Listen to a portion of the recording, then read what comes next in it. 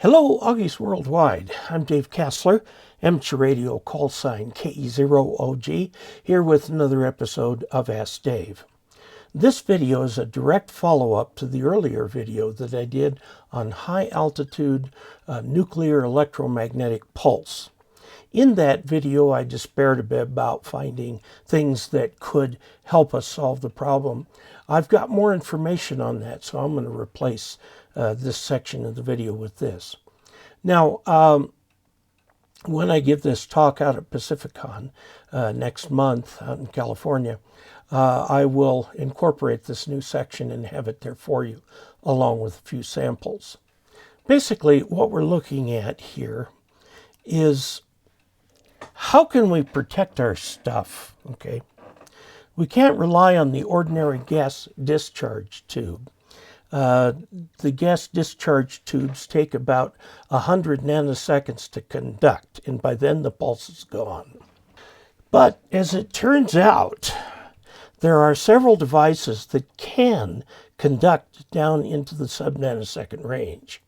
Now, the way a gas discharge tube works, think of a neon light, something like that. You've got two electrodes and a gas in between. And when the voltage across the tube reaches a certain threshold, the two contacts will arc over, and the gas and the constituents and all that determine how much voltage that takes, how long that takes. But then it will short the pulse to ground, and then it goes back to normal after the pulse is gone. While arcing, a gas discharge tube can have very low resistance and do a good job. We use this often for lightning.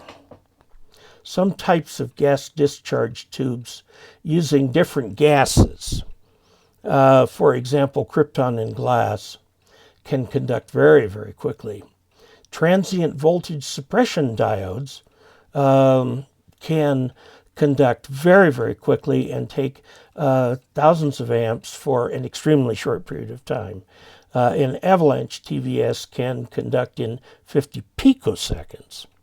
The metal oxide varistor, which MOV, which we see so much in the surge protectors that we put on our computers, some of them are sub-nanosecond for conducting. Now, has anyone put all this in a package that us hams can use? The answer is yes. There's a company called EMP Shield that purports to take care of pulses E1, E2, and E3. Remember, E1 is the very, very prompt pulse that we need to get to in the nanosecond range. E2 is very much like lightning. E3 is very much like a geomagnetic storm. Okay, so now, we talked earlier about how much energy is in the E1 pulse. Although it occurs very rapidly and has a very high voltage, the actual energy, well, this is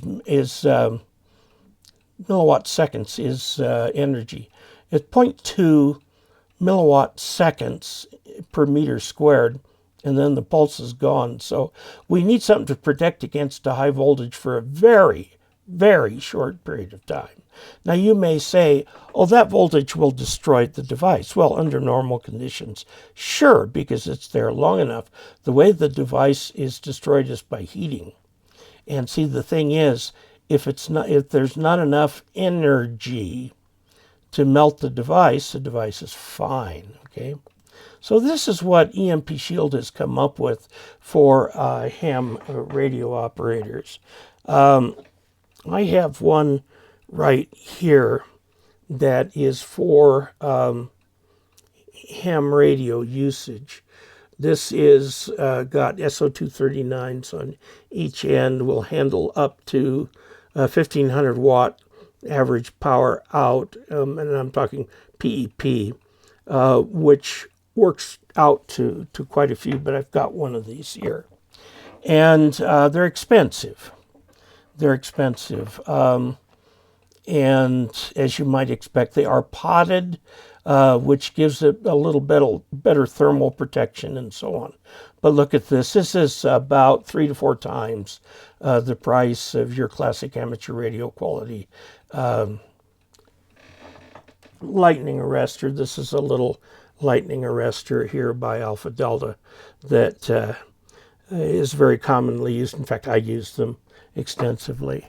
Okay, now I have talked to these people. It's at empshield.com. If you do buy something from them, please use the discount code KE0OG.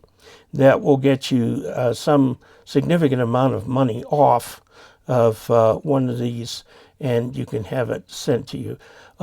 For HAEMPs, it is a DC pass, so you can use it to do things like run preamps up at the input to your amplifier. They have a preamplifier before the coax, which helps reduce the noise. Sometimes you can use that DC voltage for other things like changing bands, okay? So it is available. Now this is a look at the back of it. It'll handle 1500 watts. It says for antenna to ground, 1200 volts peak to peak. I worked that out. That's 3600 watts, okay? Now, that means if you have like a 2-to-1 or maybe 3-to-1 SWR, you're going to be able to handle that, but an SWR much more than that will be an issue. And that is no different from the Alpha Delta.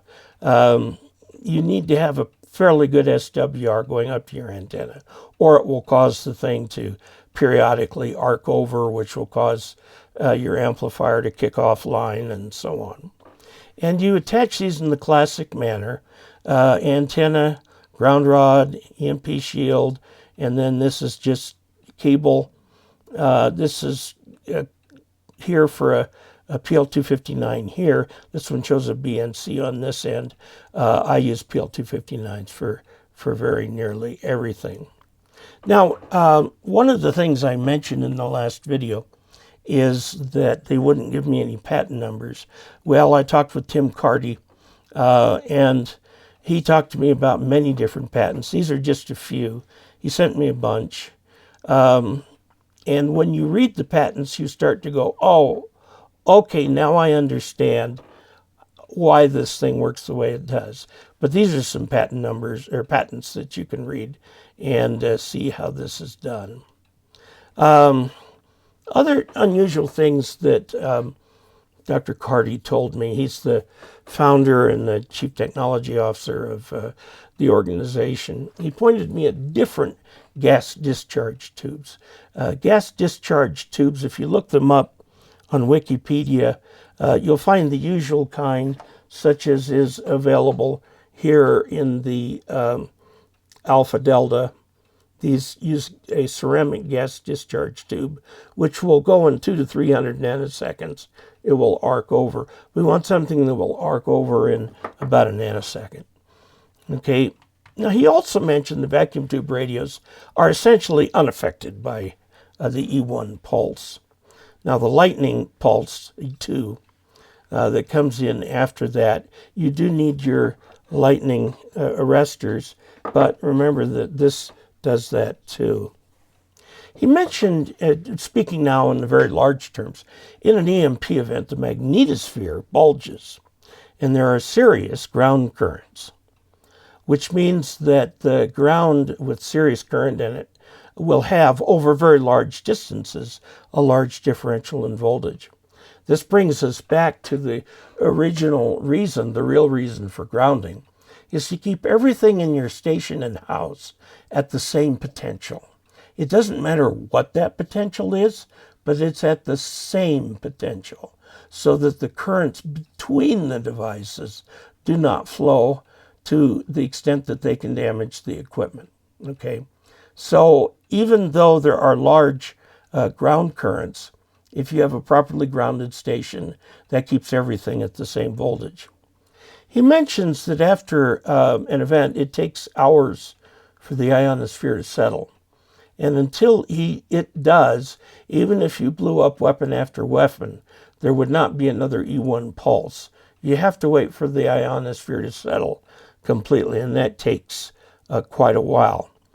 Now, he said, and this is contrary to folklore, devices with clamshell covers, such as my ICOM 7300, most radios made today, will not admit the E1 pulse. It has to come in via a power lead or an antenna lead. And so you want protection both on the power side and the antenna side. Now, his company makes EMP equipment for everything from ham radios to homes and vehicles, as well as commercial grid stations. EMP protection is a hot area of interest. EMP E1, E2, and E3. Now, the Department of Homeland Security, working with other departments, including DoD, is moving with the, I'll say it euphemistically here, the due speed of government to assess the threat, make plans, set up testing regimes, and so on. That has been going on for years, and we are now in the implementation phase, and that's why devices like this one are available. EMP Systems has been involved during the process and has developed numerous products across many areas. They sent me a sample of the different products that they make. I'll be going over those in future videos as we take a look at what these are and how simple they can be. The basic idea is to get that E1 pulse shorted out before it can get anywhere. Okay. Now, other companies, of course, are getting interested in this. One of them that I ran across was called Faraday Defense. It has something for sale for every one of your worst fears. It has EMP bags, it has all this stuff. And whether your worry is based on science or gossip, they've got something for it. The science is the kind of thing that shows what these pulses really can do, which is not near as much as we may fear that they do.